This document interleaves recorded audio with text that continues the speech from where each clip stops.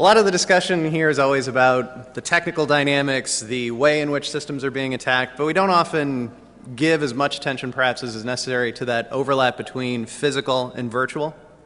So what we're going to do today is walk through some of that and actually touch on how those two areas might intersect and in what ways somebody who's going to attack a system online might also be willing to do something offline and what those kinds of relationships might mean.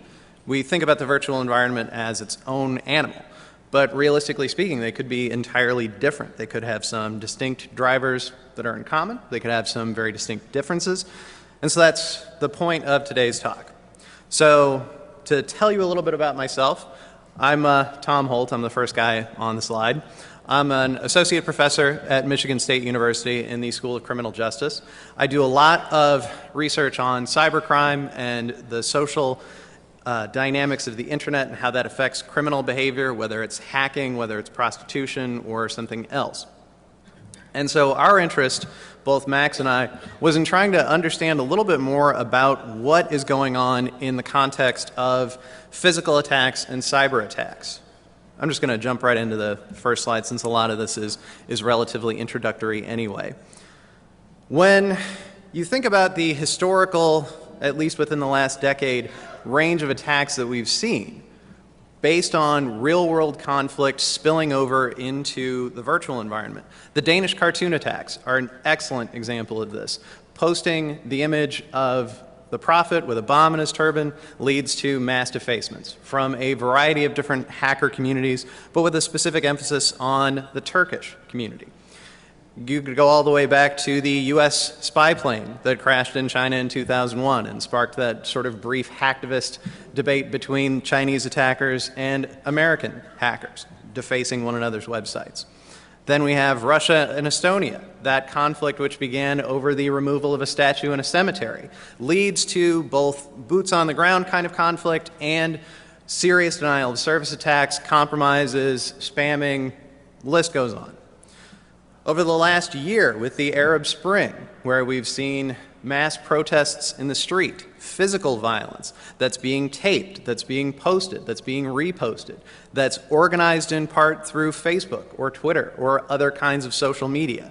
The intersection of the internet is really critical, and we shouldn't just give short shrift to it.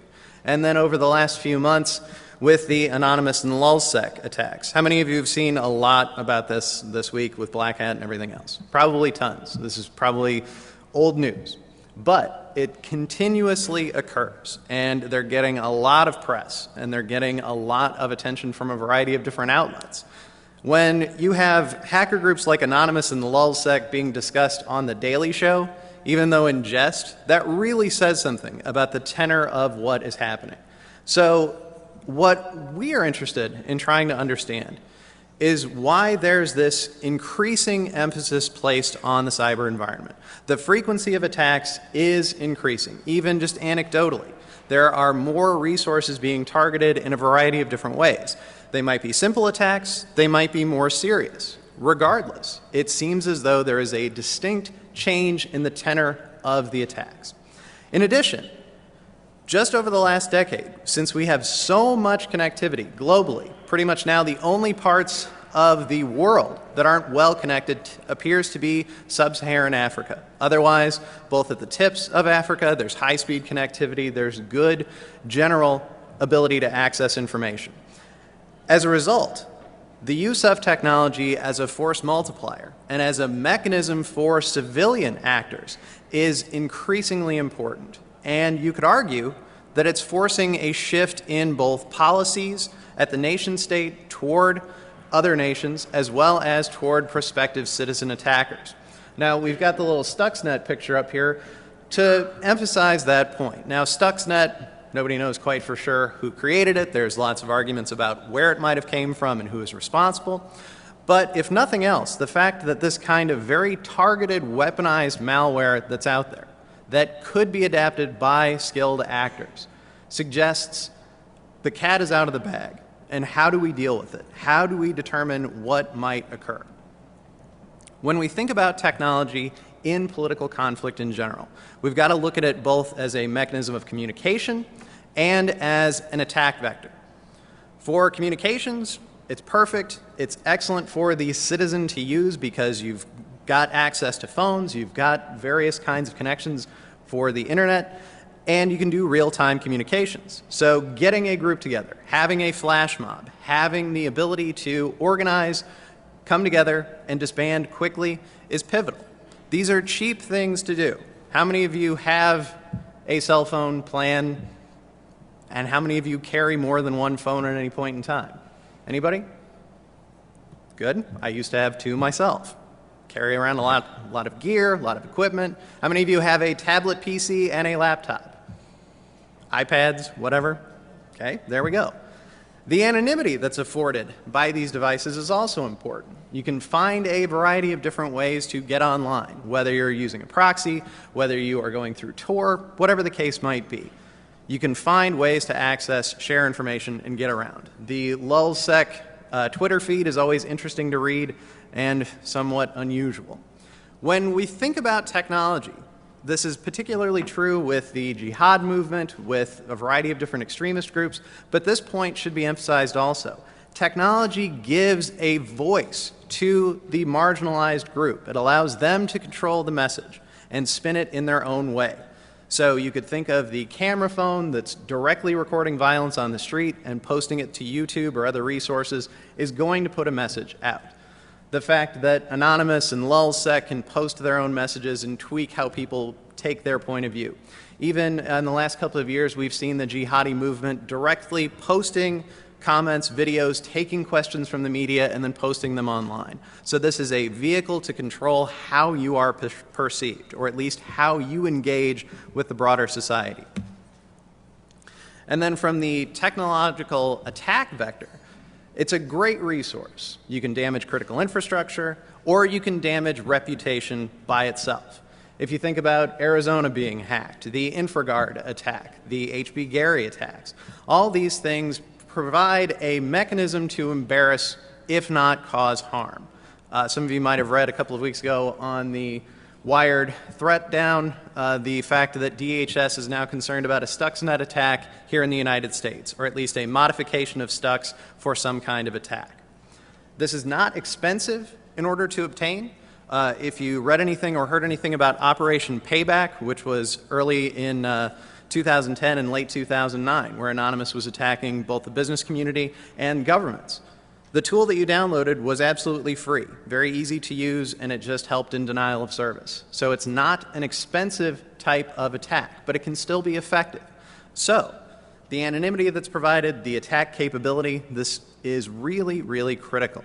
And as a consequence, we're arguing that this confluence of technology and society as a whole is enabling the development of the civilian cyber warrior, an individual who is both emboldened by all of these resources and sees the attack potential with technology and is using it as a mechanism to go after nation states, private industry, or whatever target they feel is deserving. That doesn't necessarily mean that these are lone wolf actors. They can be.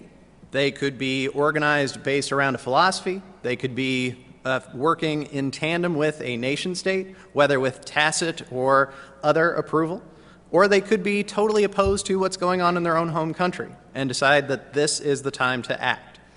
Regardless, with the emergence of the cyber warrior, the civilian actor, it's not quite clear what drives this behavior. Why do some go online? And does the individual who's willing to act in a cyber environment have any relationship to what we might view as kind of the traditional protester or the individual who engages in civil disobedience? What's the relationship between these two things? So what I'm going to walk you through today are some findings from research we've been conducting. We've collected a sample of students from a Midwestern university, a large one at that, and we've got a mix of both U.S. citizens and foreign nationals. We're also working with some partners in different countries to develop samples based on their student populations. Right now we've got Italy, Russia, and Taiwan on board, so we're hoping to understand a little bit about different dynamics in different nations and understand what might drive someone in another country. We're still looking for potential collaborators. So if what I go through today sounds interesting and you might have the capability to help us with this research, please let me know. We'd be happy to have you on board. We're really excited about this project. We think it's a very interesting and innovative kind of thing. Our goal is to really get at this phenomenon in depth. So let me take you through what exactly we've set up. We've tried to understand 4 interrelated phenomena. Individuals who are willing to attack a country, specifically their home country, in the physical world, whether they're willing to engage in cyber attacks against their home country, and whether they'd be willing to attack a foreign nation, online or offline. So it creates this kind of 4-celled table. The type of attack, the target of the attack, so a foreign nation or their home country.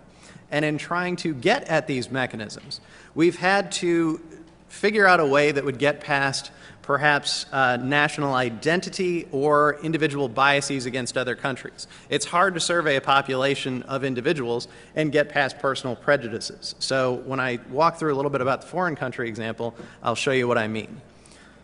So let me take each one of these in turn. We'll start with the physical attack against the homeland item.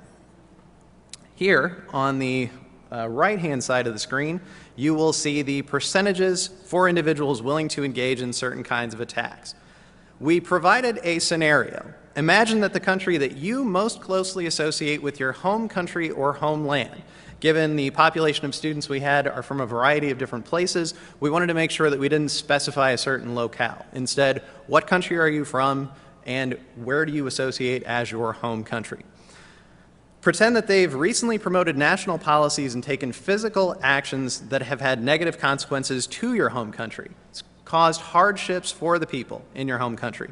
What would you do in order to take action against your home country in these policies? Choose as many as you want, and within the scenario, assume you have the skills necessary to complete the act. So you can get the training, you can get the resources, whatever it is. How far would you be willing to go in support of your beliefs? As we go down the column in terms of severity, it's do nothing. A fair amount of people said I'd do nothing. Write a letter, so 70% almost said this. Participate in a protest, protest at your country's home capital. Confront one of your senior government officials about their policies. You still have a fair proportion of people who do that. Sneak into a military base to write slogans on buildings or vehicles. A relatively small proportion here agreed with that. Physically damage an electrical power substation in your country, less than 2%, and then damage a government building in your home country with an explosive device. So we only had 3 say that. So kind of a good news, bad news thing. Not too many are willing to go to extreme lengths. On the bad news side, you really only need 1 or 2 people who are willing to go to this length to actually cause some trouble. So this is the physical scale. We use the same scenario to assess physical damage to a foreign nation. Let me walk you through the cyber end of things. So it's the same scenario. Assume that you have the necessary skills to carry out any action below. We start with do nothing. Then post a comment on a social networking site like Facebook or Twitter. 77% were willing to do so. Deface the personal website of a government official for your home country. Only 13%. Deface an important government website, 12%. Compromise the servers of a bank to withdraw money to give to victims of government policies or actions, only 15%. Search your home country's government servers for secret papers that you might be able to use to embarrass the government, around 10%. Compromise one or more of your home country's military servers to affect military readiness, so less than 5%. And then these last 2 are particularly severe. Compromise the power grid to cause a blackout, less than 2%, or compromise a nuclear power plant system to cause a small release of radioactivity. So we only have 3 here. Again, good news, bad news, not too many engaging in the most severe types of attacks, but they're still there. So taking both of these examples, we then move on to the foreign question. Now, in order to assess without any bias a foreign nation, we developed a fictitious country called Bulgaria as a means of providing a non-attribution country that no one has any particular bias against. If you're from China, if you're from Russia, if you're from the United States, just pretend that a foreign country has done something to your homeland. As a consequence, what would you be willing to do? And what do you think would be appropriate for you to do against Bulgaria based on the physical scenarios? So it's the same activities, only against this fictitious country of Bulgaria.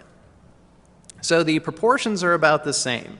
We have a number of people who are willing to write letters, engage in protests, travel to engage in protest, a small proportion engaging in some kind of physical conflict, and a very small number who are willing to travel in support of physical violence against that country. And then we use the same scenario for cyber attack. And the distribution is somewhat similar to the homeland issue. Many people are willing to post a comment publicly on Facebook or Twitter. Some are willing to engage in defacements. Server compromises are acceptable to a certain proportion. And the compromising military servers causing harm against power structures and otherwise, a small percentage. So if we take this for what it is, this is telling us that a very limited number of individuals, regardless of skill or capacity, are willing to engage in extreme acts of violence. But what we might consider as kind of common forms of protest, a more healthy proportion of people are willing to do this. When we took these items and ran some crosstabs, we didn't find a lot of difference between the geographic actors. So whether you were a U.S. citizen or a foreign national, there were no significant differences between the two. But on gender, we separated this by male and female, and it seems as though males are a little more likely to travel for protest and confront government officials, at least on the physical side of things. On web defacement and server compromises, again, this is a little bit more heavily skewed towards men. This fits to a certain degree with what we know about the general demographic composition of the hacker community. If we think about cyber attacks as perhaps an extension of hacker capabilities, this is a somewhat interesting relationship and one that we might expect to see.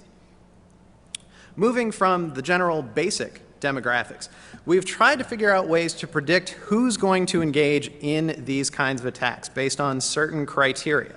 So I'm going to walk you through some regression analyses through the statistical models that we've created. But first I want to give you a sense of the measures that we used. We tried to create a variety of different independent variables based on emotional national identity. How much do you attach yourself to your national identity?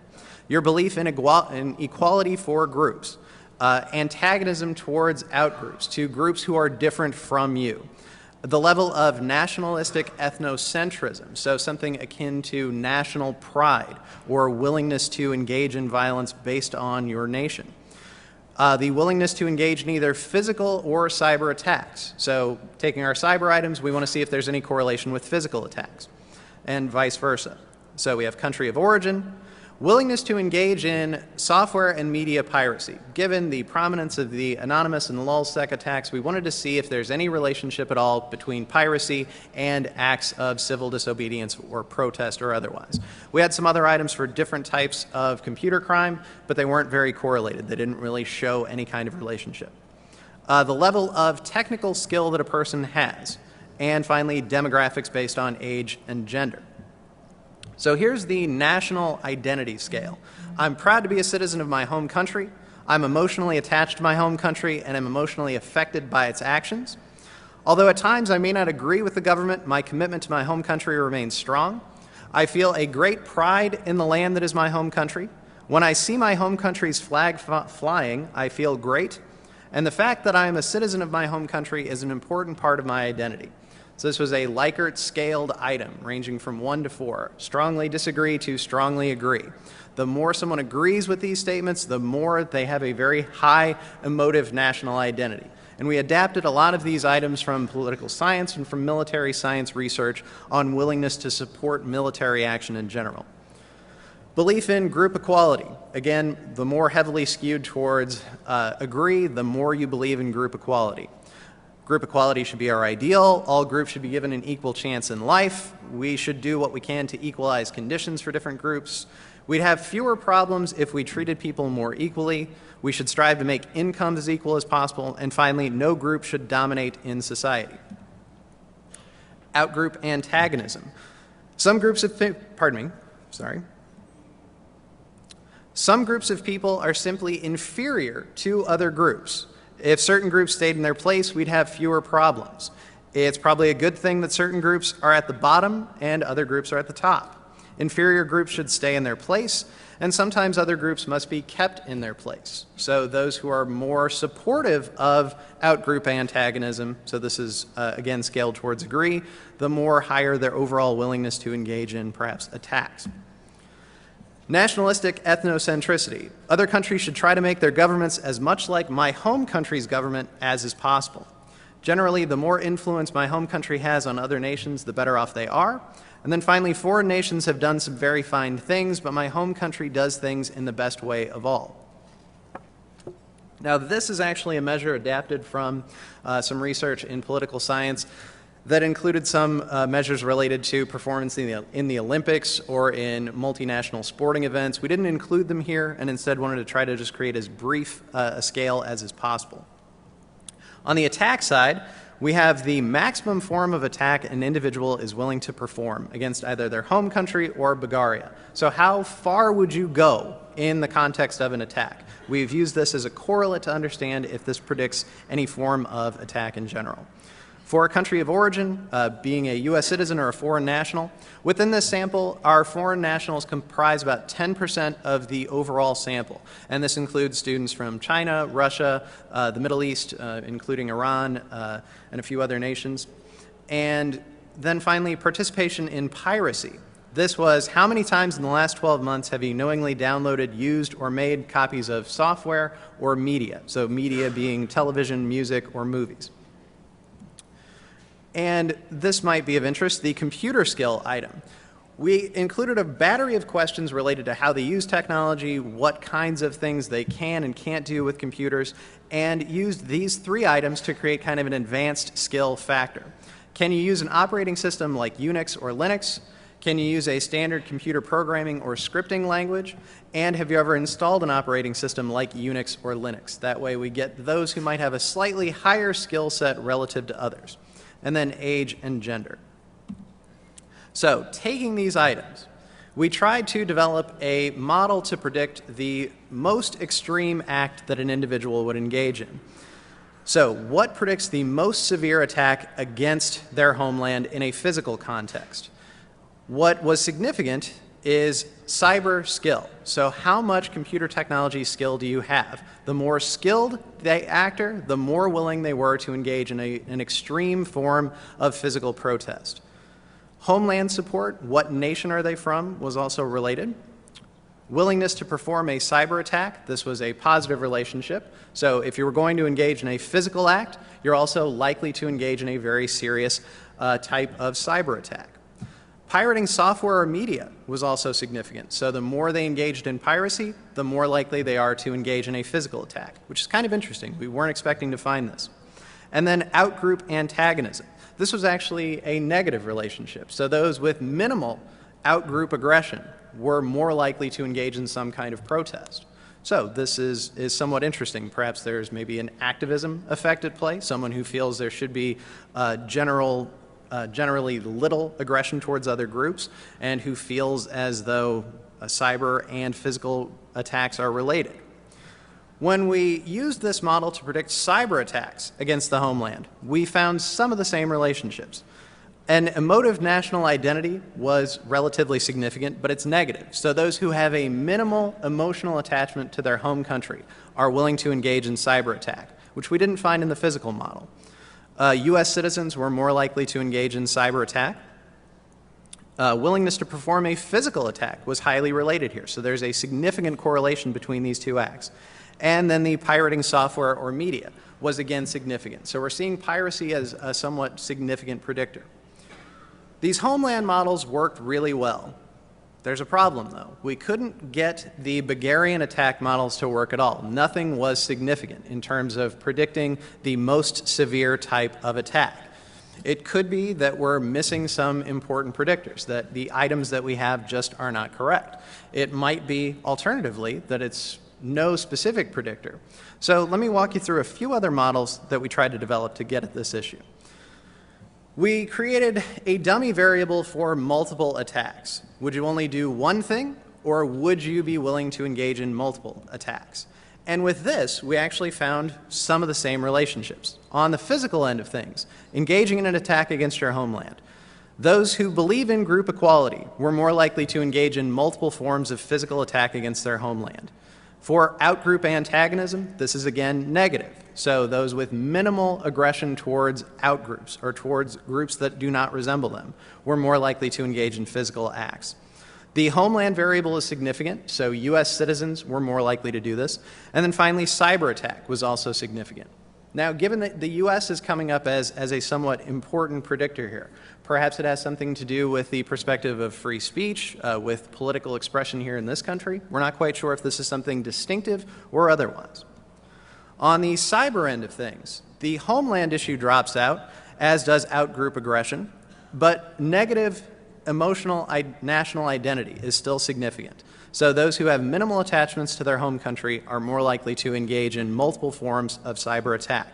Piracy is again significant, as is a willingness to engage in physical attacks. What's interesting is that we were finally able to get the Bulgarian models to work, so this foreign attack finally hung together. On the physical end of things, outgroup antagonism is again negative. So the less extreme you feel about outgroups, the more likely you are to engage in multiple attacks. The cyber attack variable is significant too. On cyber attacks themselves against Bulgaria, only two things mattered: a willingness to engage in physical attacks and group equality. But here we're seeing a negative relationship. So those who feel that group equality is not important, that we should actually have some kind of apportioning of groups within any given community, is significant. And this is somewhat different than what we were expecting to find. Now, based on this, we've just looked at severity and we've looked at multiple types of attacks. So we wanted to see what happens with each specific form of behavior. And given that the distributions are a little funky, we had to only include certain items because otherwise we couldn't get the models to work. There just was not statistical power. So here, the signs are a reflection of positive or negative relationships. And we have the odds ratio below, as well as, it's probably hard to see, but these little dashes are significance for each variable. So you can see that doing something, individuals who are willing to do something on behalf of their nation, this is mostly negative. Cyber attacks don't appear to matter for some reason when it comes to doing any type of activity. But it is completely important for writing a letter, engaging in physical protest, traveling to engage in a protest, and confronting a government official. These are extremely significant variables. And the same with advanced skill. So the more skill an individual has, the more likely they are to engage in physical attacks. Outgroup antagonism is negative here across multiple forms, and group equality is only significant when it comes to writing a letter. The other variables are not included here because they were non-significant. In terms of cyber attacks against the homeland, we see physical attacks as, again, being highly significant predictors, and the same with piracy. Emotive national identity is also relatively low, so it seems as though individuals with minimal attachment to their home country are more likely to engage in cyber attacks. Group equality is only significant for doing something and posting a message on Facebook, and it's again negative in a slightly different direction than what we would have expected. On the physical end of things, with regard to cyber attack against Bulgaria, this was again a very highly related, very positive relationship. Age was significant for doing something. So the older you are, the more likely you are willing to do something against a foreign nation. Outgroup antagonism was significant for only writing a letter and participating in a protest. And then when it comes to cyber attacks, there were only 3 significant predictors out of all those independent variables. Piracy and engaging in a physical attack predicted web defacements and bank server compromises. And posting a message on Facebook relates to group equality as a somewhat significant predictor. So, using these different models, it seems as though the physical attack is highly significant, piracy matters, and in general, we find very minimal influence of what we might refer to as ethnocentric beliefs. Demographic predictors are not necessarily strong. Gender doesn't seem to matter. Age doesn't seem to necessarily matter. The relationship between technological skill and the attack type we thought was relatively interesting also, given that it's tied to physical attacks overall. Maybe it's something to do with general involvement in technology. We might think of the hacker culture as being, to a certain degree, kind of counterculture, this belief in information being free and otherwise. Maybe this has some influence. The fact that it doesn't matter when it comes to either domestic or foreign cyber attack, though, is different than what we might have otherwise expected. Perhaps it's a suggestion that in a virtual environment, attackers are willing to do whatever they can, regardless of overall skill.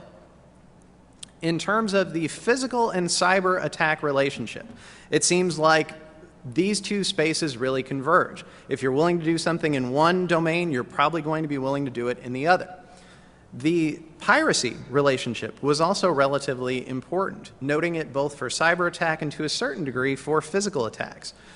This could be some kind of a general reflection maybe of ethical attitudes toward behavior on and offline. Willingness to pirate materials might be some kind of a larger reflection of how you feel about legal strictures, the notion of copyright and ownership. This is still something we're trying to figure out, but it's important to note that this is something that appears to be at play. The significance of being a U.S. citizen also is key. This could be just a consequence of the larger sample of U.S. Citizens overall, but it could be, again, a reflection of how we perceive the ability to talk about our government and deal with different dynamics. And the outgroup antagonism item for physical attacks and to a certain degree cyber attacks is also very interesting. Perhaps those who have more sympathy towards others are willing to engage in attacks that they feel are supportive of the entire country or the entire nation, not marginalizing one group over another. Group equality also seems to be important. Those who are less supportive of the group appear more willing to engage in certain kinds of attacks. And emotive national identity being low suggests that if you don't really care or have a strong attachment to whatever it is that your nation stands for, the more willing you are to act against it because you believe they're doing something wrong or otherwise. If we're to try to take away a general model from this relatively exploratory research, we might say that a person who's willing to engage in attacks on or offline believes in social equality, has minimal attachments to their homeland, engages in different types of piracy, and is willing to attack both on and offline. But we don't know how stable this is across place or across time. And so that's why we are trying to go out and get different samples together. As we're putting more and more of this research together, we'd like to have as international a sample as is possible to get some of these additional variations, to understand more of what might be going on. So our relationships with other universities, we're trying to build that up to do what we can. We're also trying to be as inclusive as is possible. We would love to get some individuals from Middle Eastern nations involved, from Africa, from different parts of Europe as well. If you know anyone, if you find any of this interesting, please let us know. In general, I'm going to open it up to questions, and I thank you all for coming. I realize it's very early, so fire away. Thank you.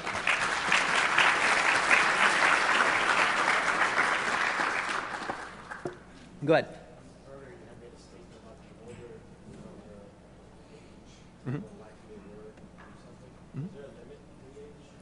The question is, age appeared to matter for different kinds of attacks in one circumstance, that the older they were, the more likely they were to engage in attacks.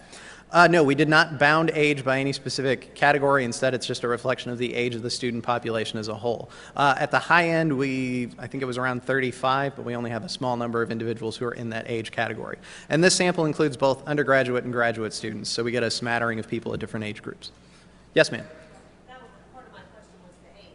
Do y'all plan on trying to go above and beyond that 35, or are you trying to just stick to more university age? Sure. The question is, are we going to try to be more inclusive with regard to age? If possible, we'd like to, but just given the general nature of university samples, it's hard to get past a certain age bracket, and it might also be kind of a sampling bias. Some people might be, if they're working full-time, they might be less inclined to do a survey like this. But yes, if we could, we'd like to. Yes, sir.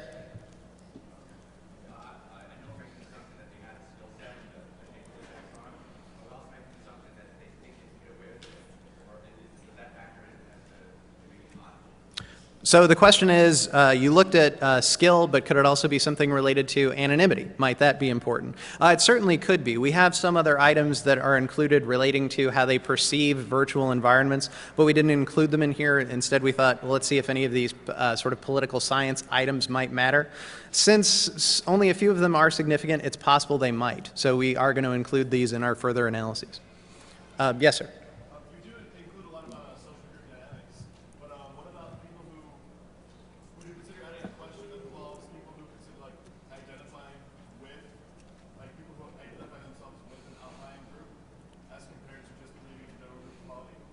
So the question is, we looked at this general perspective of what social group do you belong to. It's possible that being affiliated with or perceiving yourself as a minority group or attached to some other type of small group within a larger population might matter. We don't have that in our initial survey. We do have an item for what nation are you from. We didn't want to include religion or some other potential hot button issues that might turn someone off from completing it, but it's possible that it might, and that is something that we definitely will think about including in further survey. Yeah, I mean, I don't mean like get specific, like what you believe in, but like, do you identify with a group that is considered smaller than the whole? Things like that. Sure, that's very possible that that might matter. Yes, ma'am. You said you did your study at a Midwestern university. Do you think it would make a difference if you tried another region around the country? Absolutely, it certainly might. The question is, does regionality perhaps bound the sample? And it might. And what we can say is that to a certain degree, this is representative of larger Midwestern states, but yeah, it might matter with regard to Northeast or West or otherwise. So if we could get some other universities cross country, could work. Yes, sir. How is it possible or can you take into account the parent, the ones that factor in their percentage? Because some of the damage that's caused by those individuals, what they call it, lone wolf aspect, they're sitting down, all of a sudden something in the news triggers them like that. Is there some way to factor that? So the question is, how do we capture the lone wolf, perhaps paranoid actor who suddenly finds an issue and acts on it? So sort of, in a physical context, the Timothy McVeighs of the world. Not necessarily. I don't know that we could find that, but it is a question that if we could find a way to address it, it would be helpful. I don't know of any ways to do it right off the top of my head, but it's possible that there could be some way to get that. Any other questions? I know there were still some hands up. Yes, sir.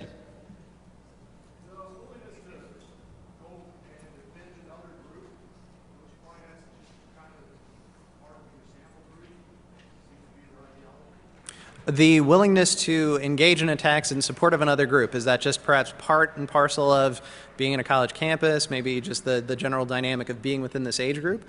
It's possible. It's hard to say, though, whether this is just a representation of U.S. college students as a whole.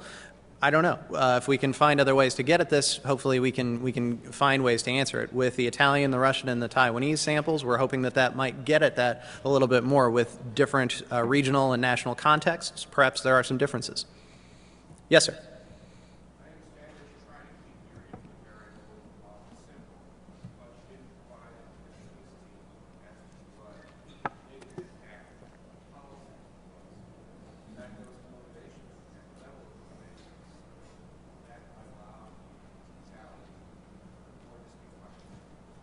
So if I heard correctly, your point is with regard to policies and how that might affect behavior?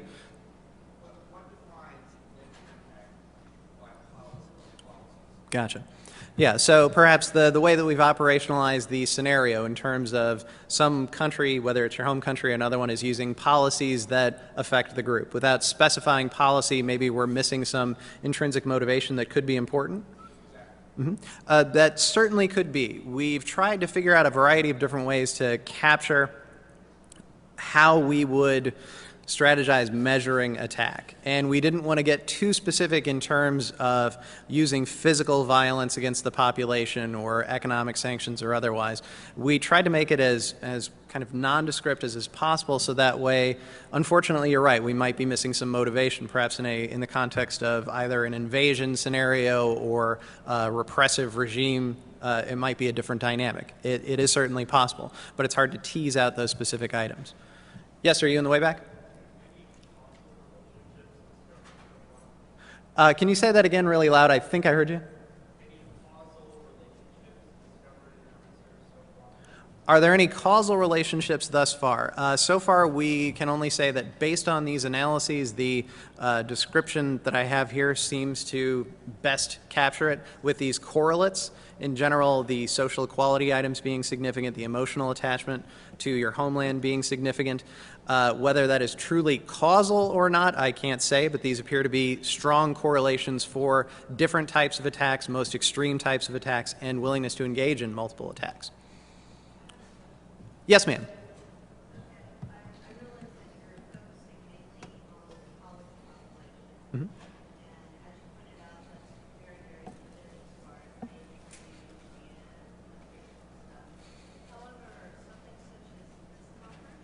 You have everything from adolescents to graybeards, and they're from all over the world. Have you thought of perhaps doing like a sister study with similar questions that's pretty much known to people that are already doing IT? It's a very good question. Have we thought about trying to expand it? Yes, we have. It's somewhat hard to do, if for no other reason than having tried to collect surveys at hacker conferences and things like that before. It can be something of a challenge. But yeah, we'd love to find a way to access larger populations. We did this as kind of a startup within both of our institutions as a means of seeing if any of these items would even work. And now that they appear to have some salience, that's why we're trying to take it international. And if we could do something, whether telephone or physical conferences or otherwise, we'd absolutely love to. And you make a good point. Perhaps this kind of bounding of a group might have, we might find different results with a larger sample. Yes, sir.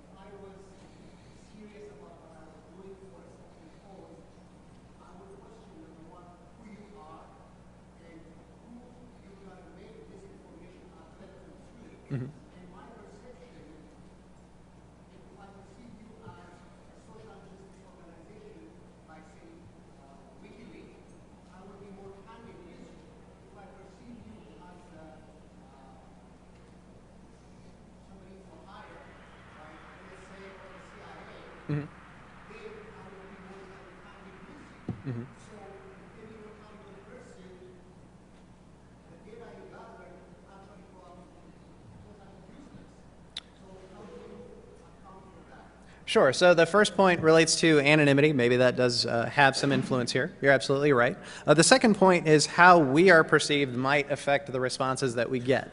There is truth to that. That's why when we administered the survey, we sent it out to a 25% stratified sample of the university. We offered no kind of payment for participation or otherwise, and just clearly elaborated the purpose of the study and our role as researchers within the institution. This was not funded by any particular group or otherwise, so we were as transparent as is possible about our motives for conducting this survey. You're right that individual respondents might have their own kind of ideas about this. When I tell people I work in a school of criminal justice, that immediately sets off certain bells for some people.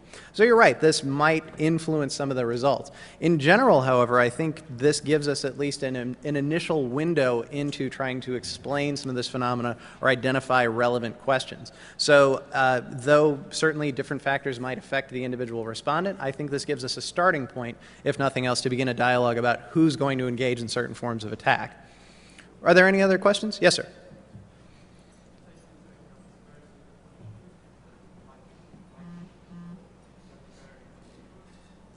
Can you say that really loud? I heard something about punishment, but...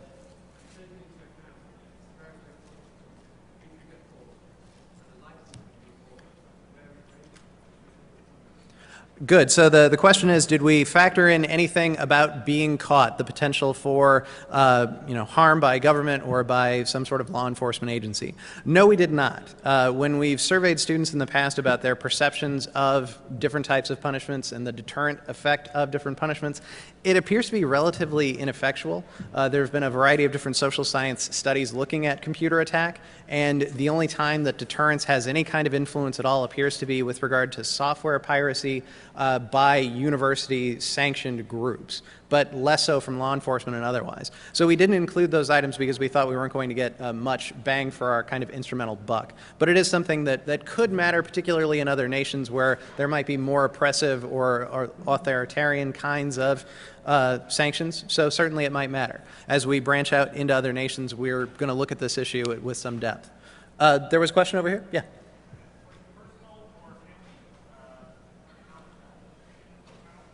Was personal or family economic concerns built into this? We did include items for employment. There was, are you full-time, part-time, unemployed? We didn't include anything about their actual sort of income level, but just looking at employment as a measure, it was non-significant across some of these models, so we threw it out. So it doesn't appear to matter, but it might in some of the other nations that we're looking at. So that is something to keep in mind. Yes, sir. For degrees, the students, what degrees programs they were in, taken into account? We did not control for degree program, although that is something that we're going to do when we look at some of the other nations, particularly because we're working with people in computer science and social sciences.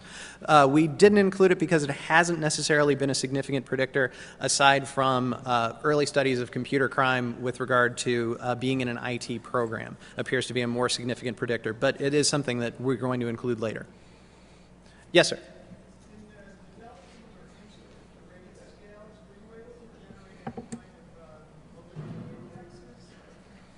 Yes, we do have some validity instruments. They can be provided if you're interested in seeing them. In particular, the emotive national identity, outgroup antagonism, and group equality items were taken from relatively heavily tested research, so they have some validity already in the empirical literature. So we'd like to say that these are stable. The cybercrime measures that we've included are from different studies within criminal justice and criminology, and they have pretty high validity as well. Any other questions? Yes, ma'am.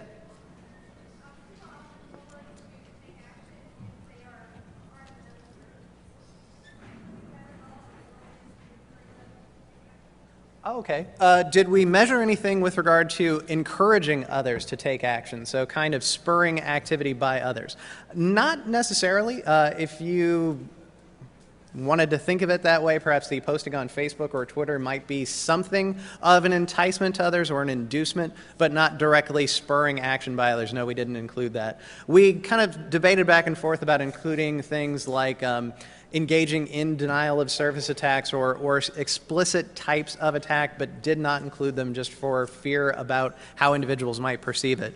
We included it as some control measures. Have you ever created malicious software? Have you ever used it? But the proportion of respondents who said yes was so low that they provide relatively little in terms of explanatory power. But the enticement question is something that we should definitely look into. Any other questions? No? Well, good. Thank you all for coming. I hope it was interesting. Feel free to shoot us some emails if you need anything.